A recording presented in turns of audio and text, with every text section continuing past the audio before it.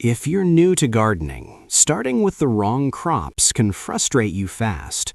Some plants are easy. Others will make you feel like you're doing absolutely everything wrong.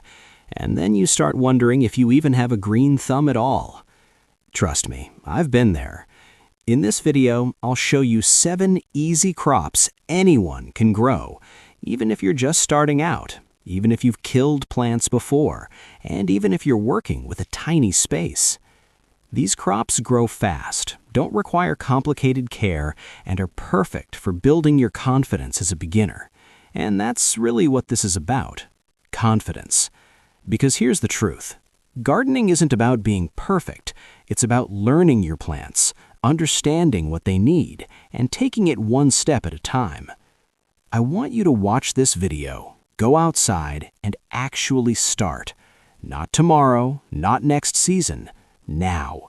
Because the sooner you put something in the ground, the sooner you'll see results.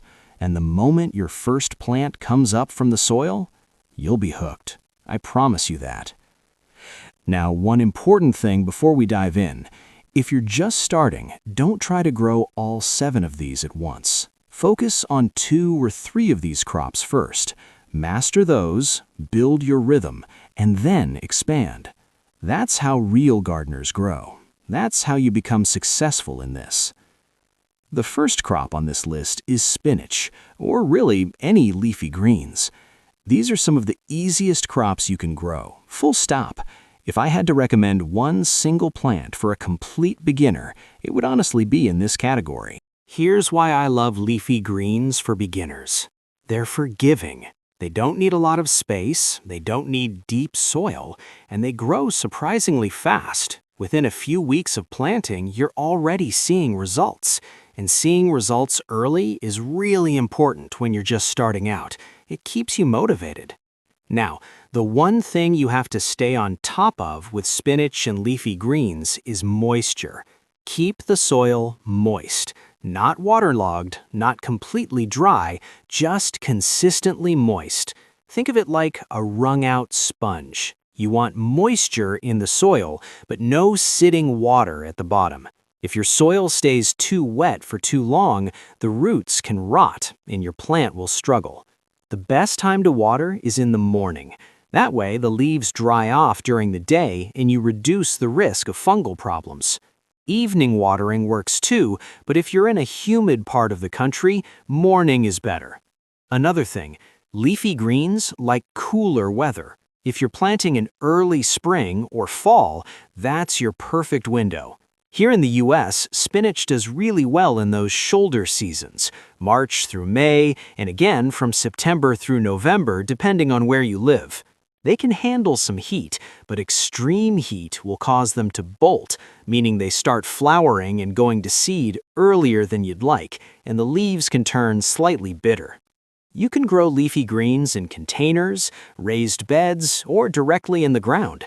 If you're working in a small space, even a balcony or patio, a medium-sized container will work just fine. Use good, loose soil. Add some compost if you have it, then scatter your seeds, cover lightly with soil, water gently, and wait. In 3 to 4 weeks, you'll be harvesting. It's honestly harvest tip. Don't pull the whole plant up at once. Instead, pick the outer leaves and let the inner ones keep growing. This way, one plant keeps giving you harvest after harvest for weeks. Next up, green onions, also called spring onions. These are extremely beginner-friendly, and honestly, they might be the most satisfying crop to grow because they're so fast and so useful in the kitchen. What I love about green onions is the regrow trick. You know those green onions you buy at the grocery store? The ones that still have the white root end at the bottom? Don't throw that away. Just place the rooted ends in a cup of water and set it by a window. Within days, literally days, you'll see new green shoots coming up. Once they're a few inches tall, you can either keep them in water or transplant them into soil.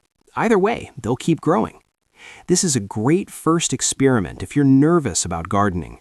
No seeds, no guesswork, you're just regrowing something that already wants to grow. When you plant them in soil, they're low maintenance. Water them regularly, Make sure they get some sunlight, and they'll be happy. They don't need deep soil either. A container that's 6 inches deep is more than enough. Now, one thing to know, green onions don't like waterlogged soil. Well-draining soil is important here. If you're planting in containers, make sure there are drainage holes at the bottom. Harvest them when the green tops are about 6 to 8 inches tall. Just snip off what you need and leave the bulb in the ground. It'll grow back again. It's basically an endless supply once you get going. If you cook regularly, this one is a no-brainer. You'll save money at the store, and there's something really satisfying about walking out to your backyard and cutting fresh onions right before you cook. Tomatoes.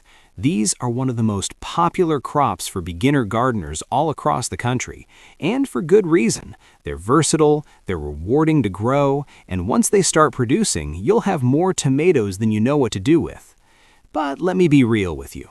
Tomatoes do require a little more attention than spinach or green onions. Not a lot more, but some. If you understand a few key things about tomatoes, you'll be absolutely fine. The biggest mistake beginners make with tomatoes is overwatering. I see this all the time. People are so eager to help their plants that they water them every single day, and they end up killing them with kindness. Tomatoes don't want to sit in wet soil. They want to dry out a little between waterings. Here's how I check. Stick your finger about an inch into the soil. If it still feels moist, leave it. If it feels dry, water. Simple as that. Don't water on a strict schedule. Water based on what the soil is telling you. Tomatoes also love sunlight. Give them at least 6 hours of direct sun per day. If you're planting in a spot that gets less sun than that, tomatoes will struggle. So pick your sunniest spot in the yard or on the deck. They grow best in well-draining soil with some compost mixed in. When you're planting, dig the hole a little deeper than usual and bury the stem slightly. Tomato plants actually grow roots from their buried stem, which makes them stronger and more stable. As the plant grows, it'll need support. Use a stake, a tomato cage, or a simple trellis to keep it upright. Tie it loosely as it gets taller. You can start tomatoes from seeds indoors about 6 to 8 weeks before your last frost date, or you can buy seedlings from your local nursery or garden center in the spring. For beginners, I recommend buying seedlings. It takes out the hardest part and lets you get straight to growing. When the fruits start turning red, or yellow or orange, depending on your variety, that's your harvest signal. Don't rush it. Let them ripen fully on the plant for the best flavor.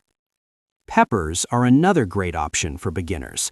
They're strong plants, relatively drought-tolerant once established, and they don't need a lot of fussing over. Hot peppers, sweet peppers, bell peppers, all of them are manageable for a first-time grower. One thing I want you to know up front, peppers grow slowly at first. Don't panic if you don't see quick results. For the first few weeks, it can look like nothing is happening, but the plant is busy building its root system underground. Once those roots are established, it'll start growing more noticeably, and before long, you'll have peppers coming in. This is where a lot of beginners give up too early. They plant peppers, see slow growth, and assume something is wrong. Nothing is wrong, just be patient. Peppers love warmth and sunshine. They thrive in the summer heat that much of the U.S. gets between June and August. They need well-drained soil and consistent but moderate watering. Don't overwater. Let the soil dry slightly between waterings. If you start from seeds, begin them indoors about 8 to 10 weeks before your last frost date. Once the weather has warmed up and all frost risk is gone, transplant them outside. One tip, if you want more bushy growth and more fruit production, pinch off the very first flower that appears. I know it feels wrong to remove a flower, but it encourages the plant to grow stronger and produce even more flowers later. More flowers means more peppers. If you live in a warm climate, the South, the Southwest, the Southeast, or really anywhere in the U.S. that gets hot summers, okra is one of the easiest crops you will ever grow. It loves heat. It thrives in the conditions that would stress other plants out. High temperatures? Okra's fine. Bright sun all day? Okra loves it. Okra grows fast once it gets going. After germination, it shoots up quickly, and before long you'll have tall plants with beautiful flowers, and then the okra pods start coming in. Here's the most important thing to know about harvesting okra. Pick it early. When the pods are small, around 3 to 4 inches long, that's your sweet spot.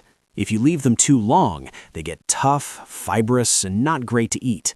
Check your okra plants every single day once they start producing. They grow faster than you'd expect. Make sure okra gets plenty of sunlight, a minimum of 6 hours, but more is better. It also needs warm soil to germinate well, so don't rush to plant it. Wait until the soil temperature is at least 65 degrees Fahrenheit, which in most parts of the South and Midwest is. Okra prefers to be sown directly in the ground rather than transplanted. Plant the seeds about an inch deep, give them space, around 18 inches between plants, and water consistently. Once established, they're tough plants and don't need constant attention. Lettuce is perfect if you want something quick, easy, and rewarding right away. It has a short growing cycle. Some varieties are ready to harvest in as little as 30 days. That's under a month from seed to salad bowl.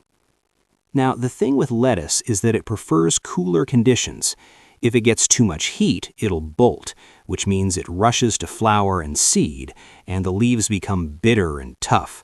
So in warmer parts of the country, grow lettuce in early spring or fall, and give it a spot that gets some afternoon shade during the hottest part of the day.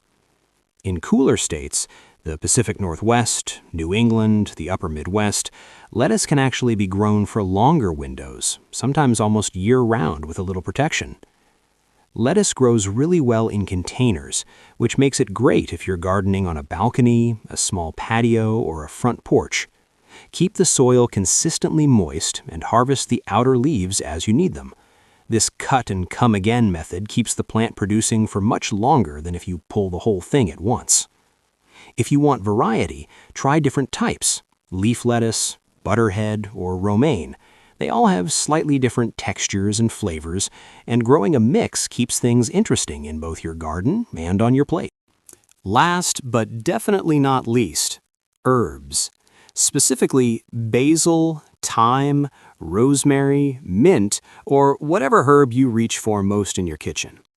Herbs are hands down one of the most practical things you can grow as a beginner, and they are incredibly easy. They don't need much space. A small pot on a windowsill, a spot on a sunny deck, or a little corner of your garden is more than enough.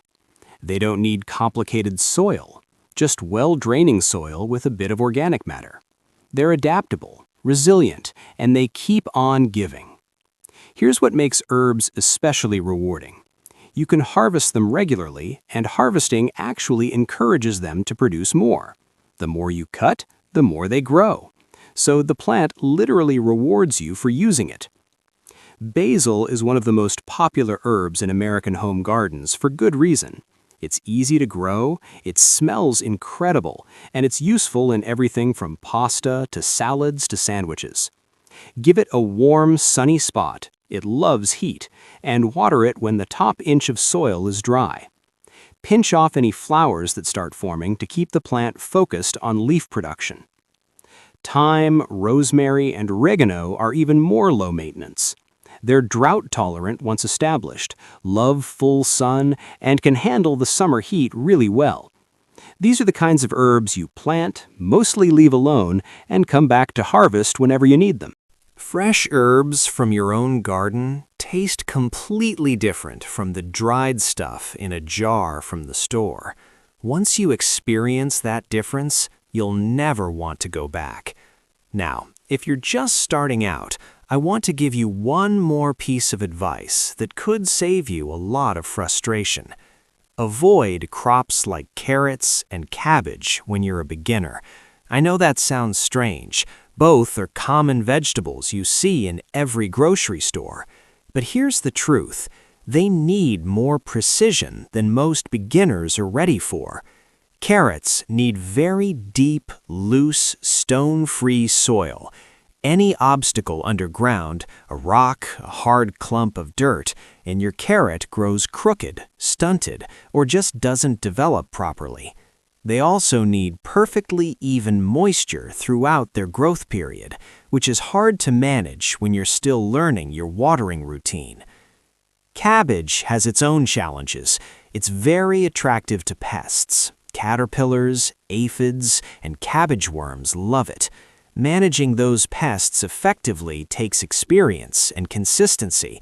It also takes a long time to mature, which means you're investing months into a crop that can fail from one pest attack you didn't catch in time.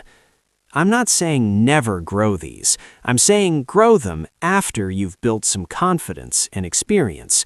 Start with the 7 on this list. Learn how your soil behaves, find your watering rhythm, pay attention to how your plants respond to your local weather. Then graduate to the more challenging crops. There's a reason experienced gardeners always point beginners toward easy crops first. It's not to hold you back, it's to set you up for success. All right, now I want to hear from you. Out of all 7 crops we covered today, spinach, green onions, tomatoes, peppers, okra, lettuce, and herbs, which one are you planning to grow first? Drop it in the comments right now. I read every single comment, and I love hearing about what you're growing out there. And if you're already growing one of these, tell me how it's going. What's working? What are you struggling with?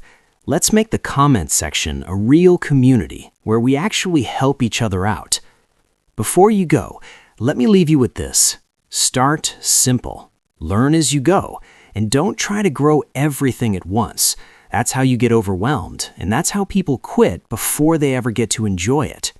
Pick 2 to 3 of these crops. Give them your attention. Watch them grow. Make your mistakes with them, because you will make some, and that is perfectly okay.